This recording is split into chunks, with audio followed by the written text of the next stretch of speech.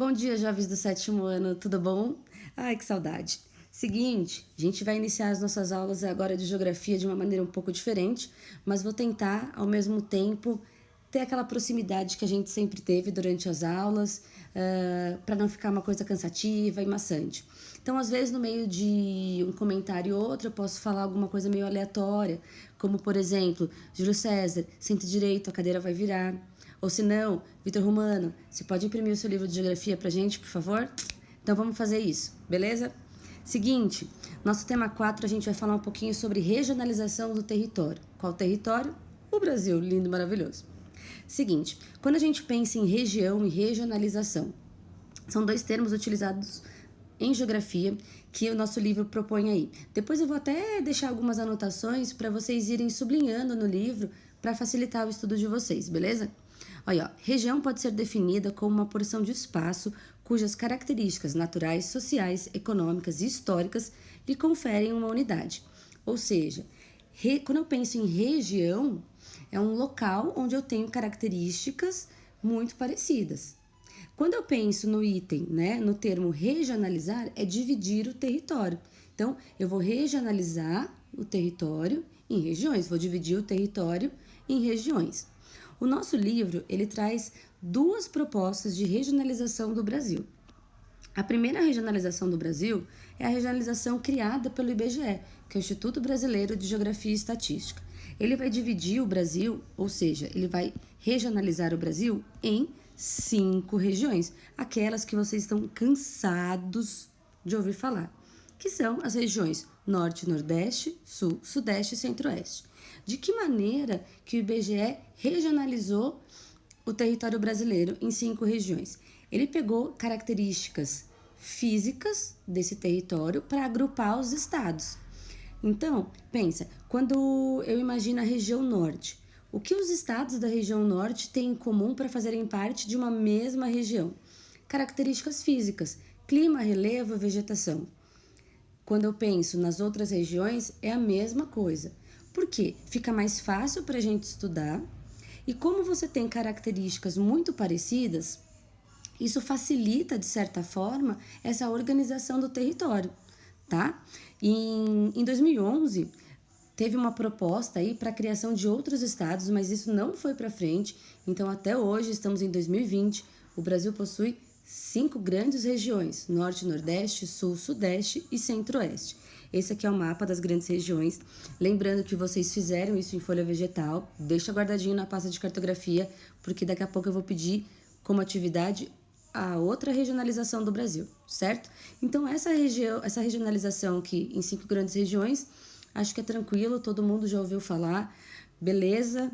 Que por enquanto vocês ainda não saibam todos os estados e capitais, mas eu acho que até o final do ano a gente consegue fazer tudo isso certinho. Tranquilo? Agora, na outra página, a gente tem uma outra regionalização do território. Essa regionalização ela é conhecida como regiões geoeconômicas ou complexos regionais. Um jovem, na verdade um geógrafo chamado Pedro Pinchas, ele dividiu o Brasil em 3 regiões geoeconômicas. O que ele levou em consideração para fazer essa regionalização? Ele levou em conta os aspectos econômicos e históricos dos estados para poder fazer essa regionalização. A principal característica dessa regionalização é exatamente isso que vocês estão vendo aí no mapa. Ele não leva em consideração a divisão oficial dos estados. Observem, por exemplo, o estado de Minas Gerais. O estado de Minas Gerais ele tem parte na região Centro-Sul e um pedacinho na região Nordeste. Por que isso acontece?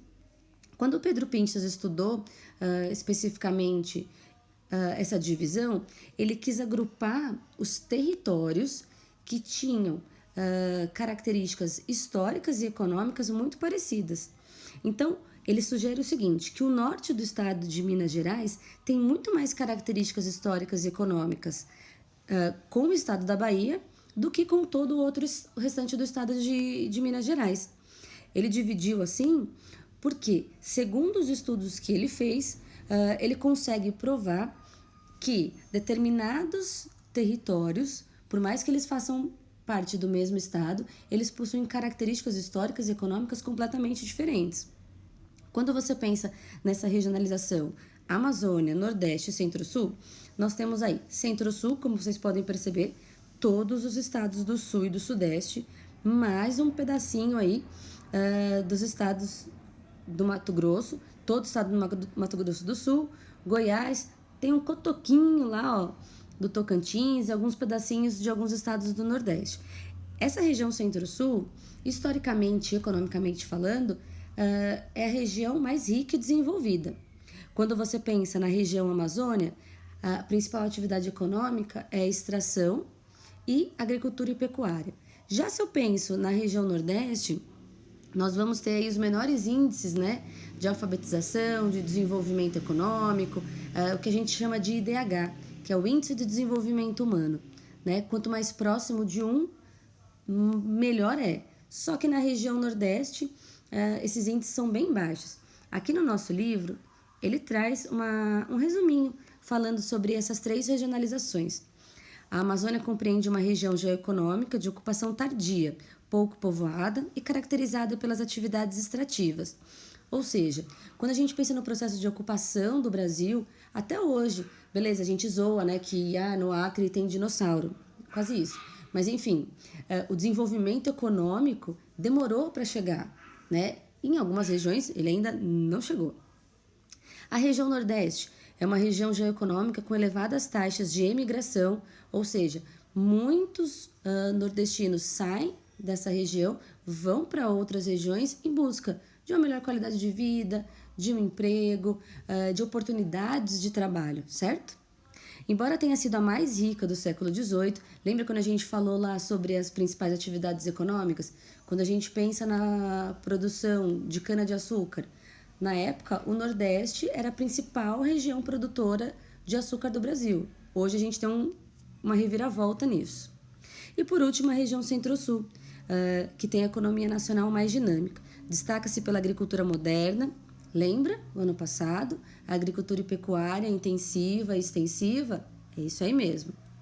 Muitas indústrias, a maior parte da população se localiza nessa região Centro-Sul, e a gente tem como 2 principais metrópoles, São Paulo e Rio de Janeiro. Vale lembrar que a cidade de São Paulo é a maior cidade do Brasil, em número de habitantes, em economia, em desenvolvimento. Então, isso faz com que essa região tenha muitos atrativos para as pessoas que vivem nas outras regiões, certo? Então, só para fechar aqui, o livro trouxe para a gente 2 regionalizações do Brasil. Grandes regiões, que são Norte, Nordeste, Sul, Sudeste e Centro-Oeste, e essa aqui, né, que são as regiões geoeconômicas, que o Pedro Pinchas dividiu de acordo, ele levou em consideração os aspectos históricos e econômicos. Vale lembrar que existe mais uma divisão de um outro geógrafo chamado Milton Santos. O Milton Santos, ele dividiu também em regiões, mas de uma maneira um pouco diferente. Ele levou em consideração a divisão dos estados, mas ele levou em conta o desenvolvimento tecnológico e científico. Eu vou colocar depois aqui na plataforma para vocês o mapa das 3 divisões do Brasil. É importante vocês terem acesso a isso para poder entender que não é sempre só aquela divisão do IBGE que é usada. Claro, é a mais prática, é a mais difundida no Brasil, mas dependendo do assunto que a gente vai tratar, a gente utiliza uma outra regionalização, certo? Então, jovens, por enquanto é só nesse videozinho. Qualquer dúvida, vamos lá no fórum falar um pouquinho e eu vou colocar algumas atividades e a gente vai conversando direitinho, beleza? Beijo para vocês!